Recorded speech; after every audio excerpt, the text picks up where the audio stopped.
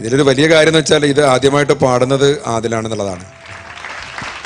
അപ്പോൾ മാപ്പിളപ്പാട്ട് ലോകത്തിന് ആദിലൊരു പാട്ട് സംഭാവന ചെയ്യാണ്. ആദിലും ലിജിയും ഇവർ രണ്ടുപേർ ചേർന്ന പാട്ടാണെന്ന് നാളെ കാലം വിലയിരുത്തപ്പെടുമെന്ന് പറയില്ലേ. സാധാരണ ഇപ്പോൾ നമ്മുടെ പീർക്കയുടെ പാട്ട്, മൂസക്കയുടെ പാട്ട് എന്നൊക്കെ പറയുന്നത് പോലെ ഈ പാട്ട് പറയുമ്പോൾ ഇത് ആദിൽ പാടിയതാണ്, ലിജിയും ആദിലും പാടിയതാണെന്ന് പറഞ്ഞ് മാപ്പിളപ്പാട്ട് ലോകത്തിനൊരു പാട്ട് സംഭാവന ചെയ്യാണ്. കോഴിക്കോട് പോക്കർക്ക് ഇത് ആദിലിന് വേണ്ടി ചെയ്തതല്ലെങ്കിലും അത് മുമ്പ് ചെയ്തു വെച്ചൊരു പാട്ടാണ്. പക്ഷേ ഇത് പാടുന്നത് ആദ്യമായിട്ട് ആദിലാണ് എന്നുള്ളതാണ്. അത് ആദിലിന് കിട്ടിയ ഏറ്റവും വലിയൊരു കാര്യമാണ്. ഇവിടുത്തെ മാർക്കിനേക്കാളും ഇത് വലിയൊരു കാര്യമാണ്.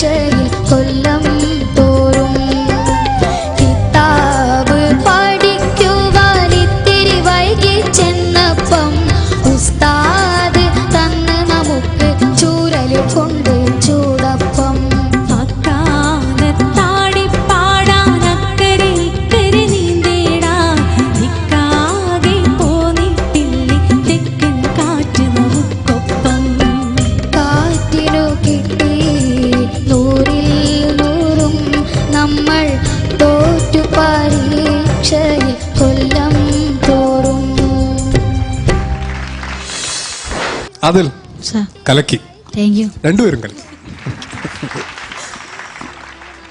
അതിൽ എന്താ പറയാ, ഈ പറഞ്ഞ പോലെ നല്ല ഇൻവോൾവ്മെന്റ് ആയിരുന്നു അതിൽ.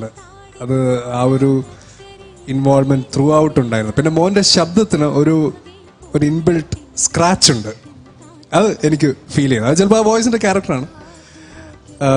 പക്ഷെ എന്തായാലും എല്ലാം കൊണ്ടും നല്ലൊരു പെർഫോമൻസ്, നല്ല സിംഗിങ്. ടുവേർഡ്സ് ദി എൻഡ് ആയപ്പോഴേക്കാണ് കറക്റ്റ് അടിപൊളിയായത്.